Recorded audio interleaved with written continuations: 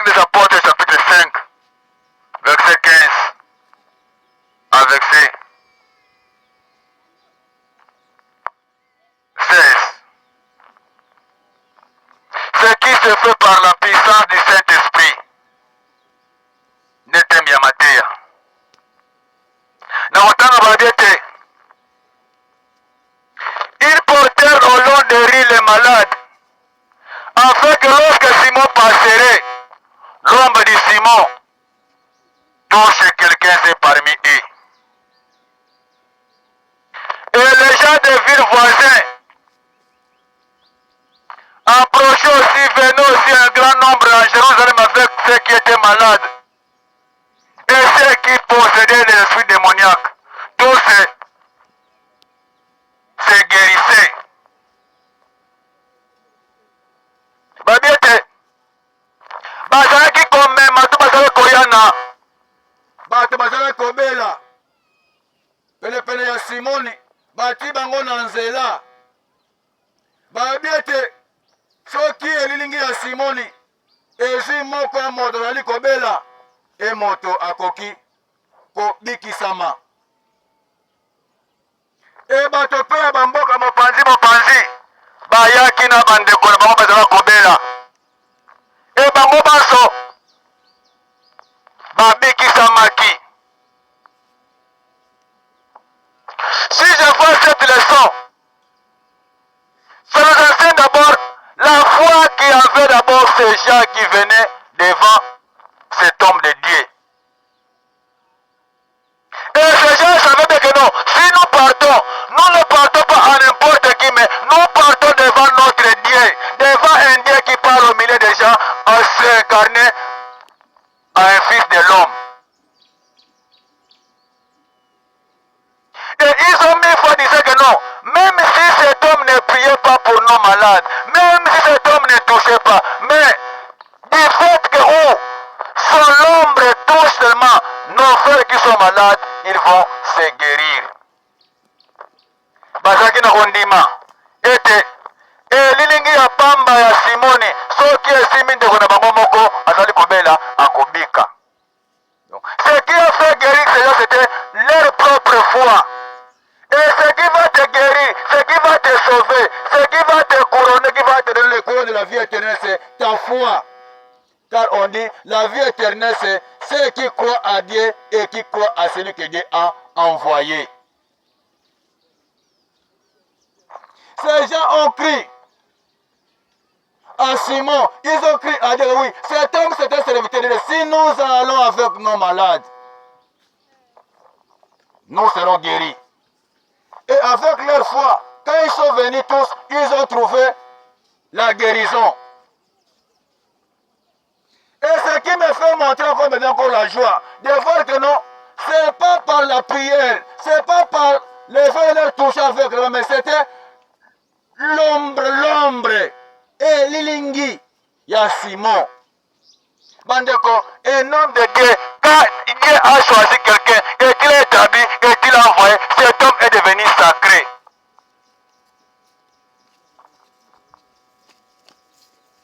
Bilamba na ye ezali ya kopambolama, makolo ezali ya kopambolama, maloba ezali ya kopambolama. Azali moto na nguya nyonso, soki anyati yo anyati place anati okomona bikamwisi. Soki osimbi elamba na ye naza elamba na ye okobika, ata yasambeli mpo na ye te, ata lipapa na ye ya makolo yo osimbi yango okobika, parce qu'il est sacré. Notomoni ete Simon Pierre na elilingi na ye nde bato bazalaki kobika. Moto ye tala elilingi ya tongo kote makambo ya nzambo otali koteya tobanda yango tongo. Zwaka elilingi ya 6h to ya 7h 8h yo moko telema talanga molai elilingi na yo. Siko bato bazala penepene ya Simon Pierre, bato bazali koya na kondimeke non, soki elilingi ya Pierre ezwi ndeko moko songolo pakala seke ndeko akobika. Veut dire elilingi ya Pierre ezalaki mpe sacré, ezalaki mpe kopambolama, ezalaki mpe na nguya parce que Pierre azalaki mosali ya Nzambe na nguya nyonso. Et c'était à travers le Saint-Esprit de Dieu que Pierre aussi est devenu saint et aussi puissant parce qu'il était animé par la puissance du Saint-Esprit de Dieu qu'il est devenu, qui lui fait venir très puissant.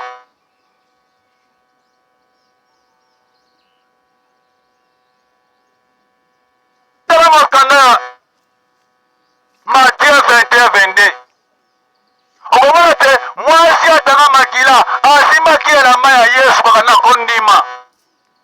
Etango yo na église na makambo na nyonso na église makambo ya église kaka na ndenge nini. Yeba l'église azambe na kondima na makambo na nyonso yeba no soki na ke l'église na te komona ba pasteur te na toka ba pasteur te mena ko kanzambe.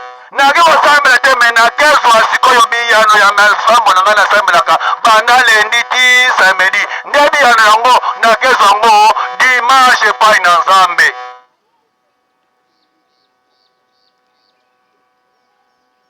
Tout serviteur que Dieu a choisi est sacré et béni. Donc peke Moïse tozamba tindie taka na nzete ya Moïse asalaki bikambo isi atomboli nzete likolo molili ekoti kati na Ejipito. Akamati nzete abwaki na mabele nzete ekomi nyoka emeli banyoka ya Faraon. Akamati nzete abeti na ebale ekabwani. Oh, Moïse était sacré, était béni, était puissant et tout ce qui tenait dans sa main et aussi la puissance qu'il avait lui. Donc mon peke le roi Simon azaki puissant yango pe elilingi ya Simon elati mbuya wana.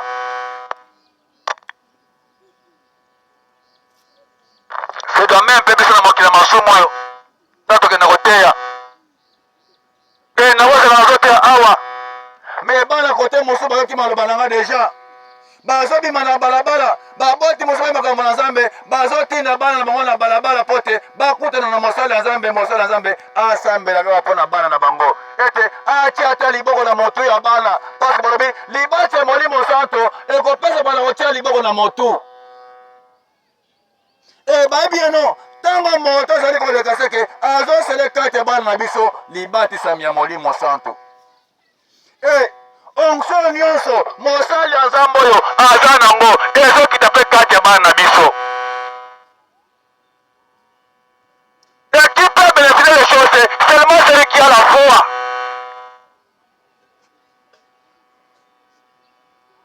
Dans Actes des Apôtres 19-11,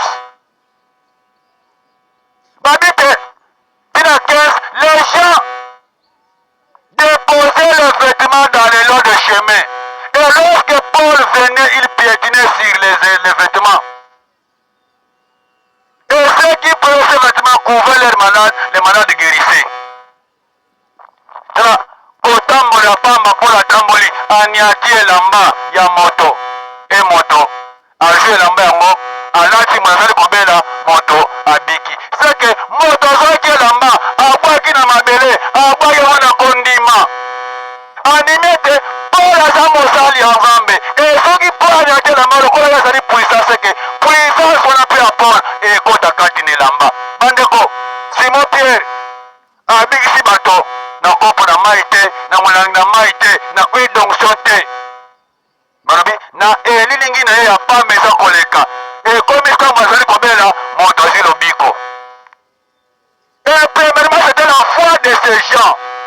Mais foi en toutes choses devant ton Dieu. N'ajoutez pas foi à toutes choses ou à tout esprit, comme témoigne 1 Jean chapitre 3, verset 1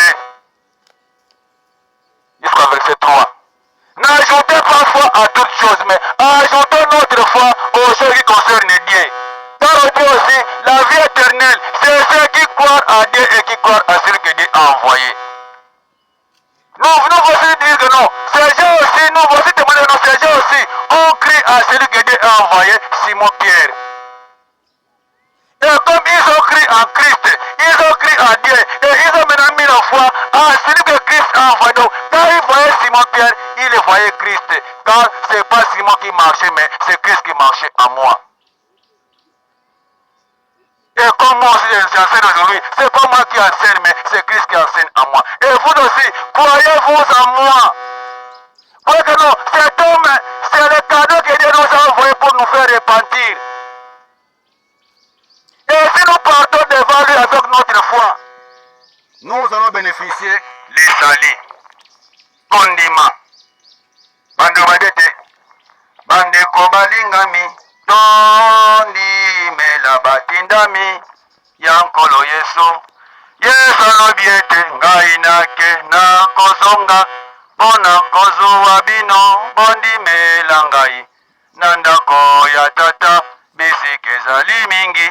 Bona na yebisaki bino. Bandako, et la foi à Dieu et la foi à ce que Dieu a envoyé.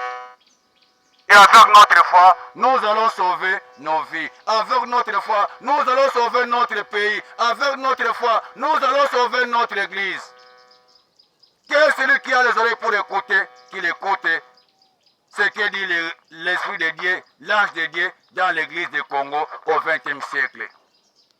Ezaki, Thomas Rigen Mumbini, kati na lisanga na postola na église ya la libération. Soko lingo mona makambo na apôtre mi kota na YouTube koma apôtre Mumbini. Okomona ba prédication ya ndenge na ndenge kati na chaîne wana. Olingo mona pe ya mi koma na Facebook apostola Revacob.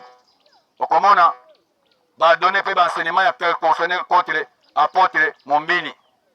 Kolon Zambe apesa bino makasi esengo na bondimi na bino banse boya kati na bondimi na lisanga oyo. Kolo ya bokasi, kolo ya kimia akopesa bino kimia, kolo ya bolimisa masomo akolimisa masomo na bino, kolo apambolaka, kolo asueta bato makambo ya malamu akosueta bino banse makambo ya malamu na kolingana ye na kombo ya mokonzi mobikisi Yesu Kristo mwana Nzambe ya bomoi. Amen.